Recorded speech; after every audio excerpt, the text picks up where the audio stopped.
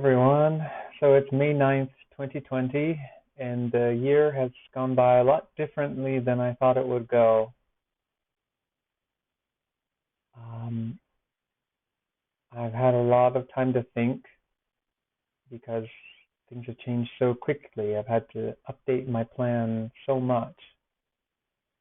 At this point, it seems like the more steady plan would be to remain in Japan for another year as an English teacher. This goes against my previous plan, which was to come home to my family in August and kind of start my life again back in America. And it doesn't look like that's going to happen for me. Whenever I feel down about that and feel sorry for myself, I try to remember that there are people going through much worse right now, and that this is a global problem that everyone's facing and dealing with in different ways. So I'm not the biggest I'm not the biggest victim. I'm not the person suffering the most. I'm not my hand of cards is not the worst. So for that, I'm really thankful. It's rough still. Um, we don't know what's going to happen. We never knew what was going to happen our whole lives, but we had the illusion of normalcy. We had the illusion that everything was going to work out because it always has worked out. And that gave us like a self-fulfilling prophecy and kind of gave us faith and hope that because the past was, smooth enough to adapt to, that the future would also be that way. But it never was, you know. It just felt that way, and I really liked that feeling that things are going to be okay because they've always been more or less okay. Of course, we've had challenges, and the more I've looked over my life, the more I've realized that each year, in many ways, I've proved that I'm a survivor, and that life is challenging for everyone.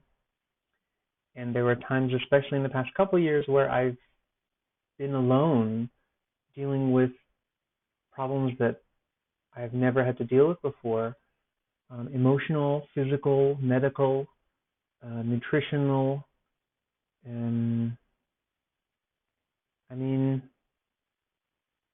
in a way, it kind of makes me feel more connected to people because I think everybody suffers and everybody has problems and everybody feels alone at times. And it's because we all share a human experience, even though it's not the same. We kind of know what each other's going through, and I think we it's easy to believe no one else has been through what I've been through, and I'm the unique individual who's really, my lot was the worst. And all you have to do is, read the news and realize that what I'm doing is not the worst thing that I could be doing, or how I feel is not the worst that somebody's ever felt. That's not to invalidate what my experience is, but it is to show that I'm still very fortunate, even though I felt like I had unlimited options. Now my options are limited, but I still feel a certain sense of agency in my life, even if the option I'm taking was not my first choice. I'm trying to sound very diplomatic, but at the end of the day, it sucks. I'm trying to be a good sport, and I'm trying not to be a crab about it, but it sucks. Like, we all want to get what we planned for. We want to see the result of all of our hard work in a certain way. And I'm not the only person, obviously, but I am a person. And that sucks.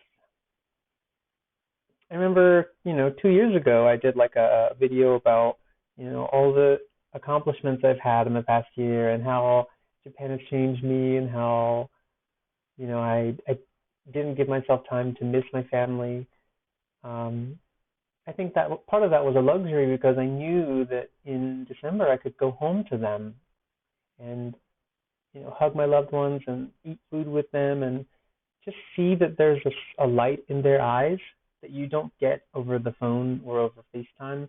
Just to see that there's something shining back at me, like they're real and they're happy and healthy. And I don't have that promise. I don't have that guarantee that I'll go home for Christmas this year, so that I can't see the reflection back from them. And that sucks. Obviously, I'm not the only person in the world who misses their family, and I'm still very fortunate. I think it's healthy to admit sometimes that the situation sucks. Um, so I'll plan to stay in Japan if my Board of Education will allow me a new contract or a modified contract or like as a direct hire.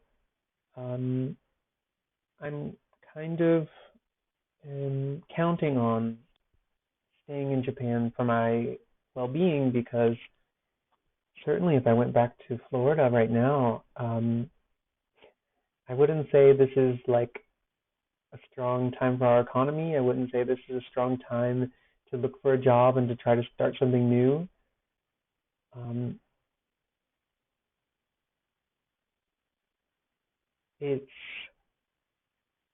I'm really trying to stay hopeful, and every morning I tell myself this too shall pass because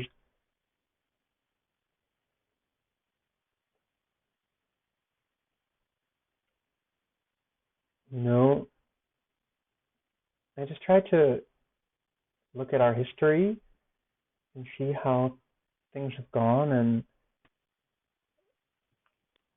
this is a really big issue.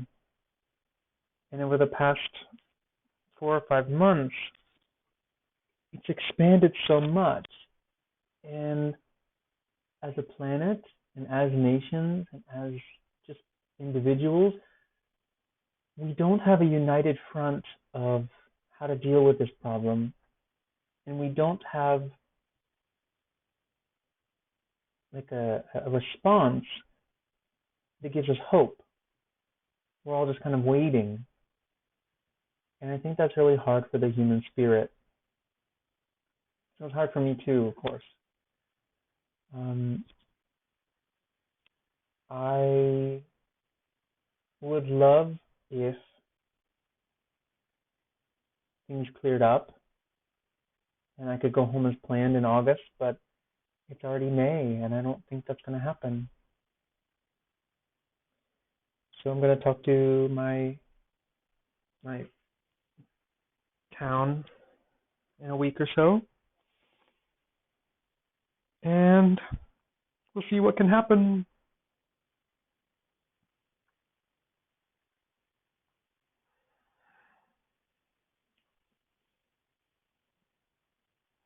I'm going to talk about like a first world problem, something that's kind of petty, but it's meaningful to me. Um, I would say my first spiritual niece was born in 2016, I think. And then my next was born in 2017. And then my next, when I say that, I mean like a best friend who had a daughter. Oh, no, I guess my first was born in 2015. And then another in 2018. And then another in 2019. So I've got like generations almost of little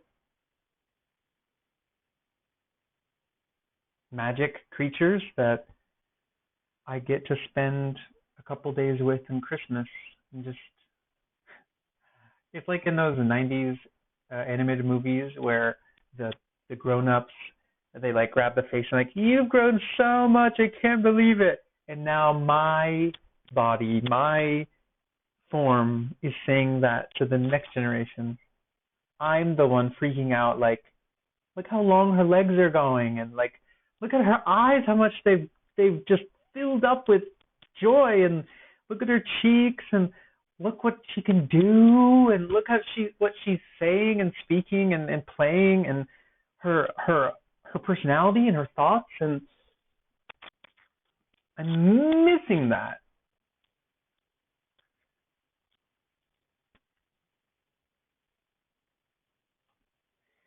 And I think before, when I had the hope that I'd be going home for Christmas, I wouldn't have to imagine not seeing these girls for a year. I wouldn't have to contemplate that. So I felt a sense like, just put it off. Don't think about it. It's going to be fine. You know, um, we'll see them, and it'll, you know, before you know it, I'll be living back in America again, and I can finally like care for these girls and be a part of their life. And it means so much to me that I've been in their lives, but this is time I'm not going to get back.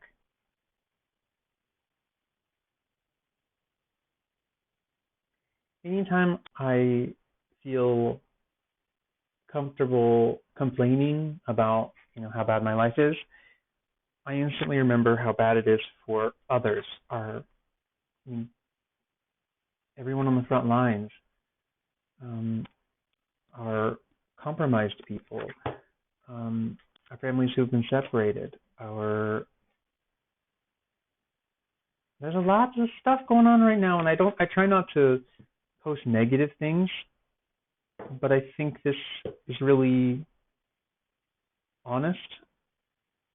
And whenever I think about, you know, how, you know, how bad I feel, I always remember that it could be worse. And I'm really thankful that I have, a roof over my head, and I've got food, and usually I've got sunshine, and I've got a safe place to walk around. I think it's the uncertainty of it and the discombobulation. There's not like a consensus. There's not a plan for us all to follow with that we can put faith in, and that sucks. Um, so even though you know, I acknowledge it's kind of petty to worry that I won't be able to watch my nieces grow up, but it means something to me, and I know it could be worse. But those two things can exist at the same time, where I know it could be worse, and I, send love and support to those who are on the front lines and who have it much worse than I do. And then I also sympathize with myself in how this year didn't go how I planned. And that's everybody. That's everybody. We're all in this together. And I don't mean that in a corny way. I also mean that we all hold each other's livelihood in our own hands, right? If a friend of mine goes out and gets sick, they could get me sick. Or if I go out and get sick, I could get my friends sick.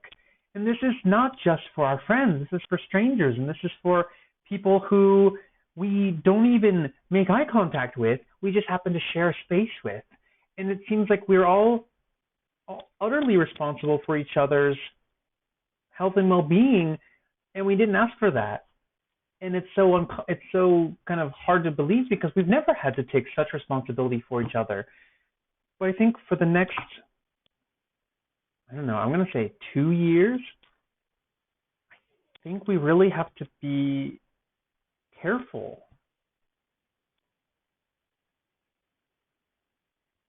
I'm hoping that by saying 2 years, that's an exaggeration, and that, within 6 months or 9 months or a year and a half, we see a light at the end of the tunnel, and it'll be a relief. Instead of just, back in January, we said, okay, everybody take a month to just stay in, we'll be fine.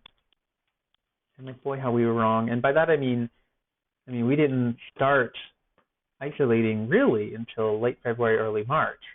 So I think it's even newer than that. I know everybody's talking about the situation, and I'm not giving any new information. I'm just sharing how I feel. And, at the end of the day, I'm very thankful that I have a roof over my head and that I have food and that I'm connected to my family and community, at least digitally. But it's not easy. I don't think it's easy for anybody right now. I don't think it's easy for anybody right now. So we gotta support each other. We gotta remind each other that we exist and that we're here And I guess I got to think of it like this. For the rest of the world, they don't know what's going to happen for the next year. So they're just going to continue what they're doing and hope for the best. I also don't know what's going to happen for me in the next year. I just have to keep doing what I'm doing and hope for the best. I think we can make it through. Um, it just it didn't kind of go as I expected it. Um,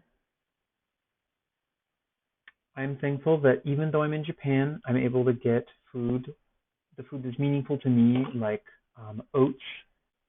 I have a couple weeks worth of oats, um, beans, and rice. I even have chicken, but I'm prepared, if we don't have meat, that I can survive, ramen, rice, and beans, whatever we got to do. And I live in a village where there are lots of fruits and vegetables, so if I can, I've made relationships with the people in my town, so, I think they'll help me and I'll help them. So I think I'm going to be okay. It just sucks. Things didn't go as planned for anyone. For anyone.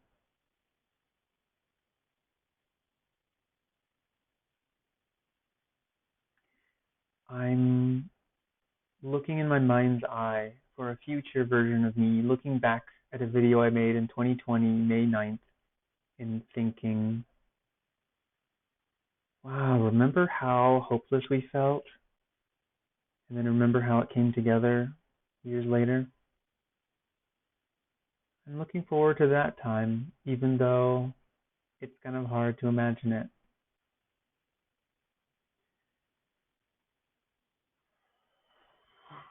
Why are we breathing so slowly and so shallowly, The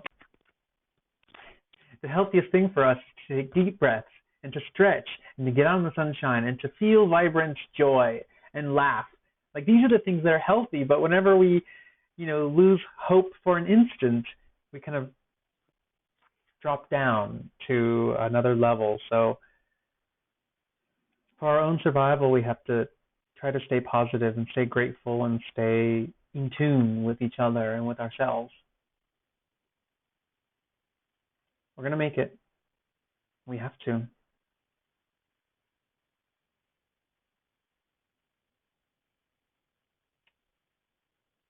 I'm going to make it. Let's do our best. 2020. What a year, right? All right, I think that's all I needed to say.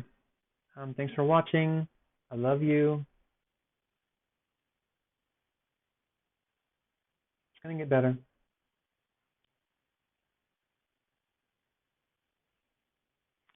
I'm signing off. See you soon.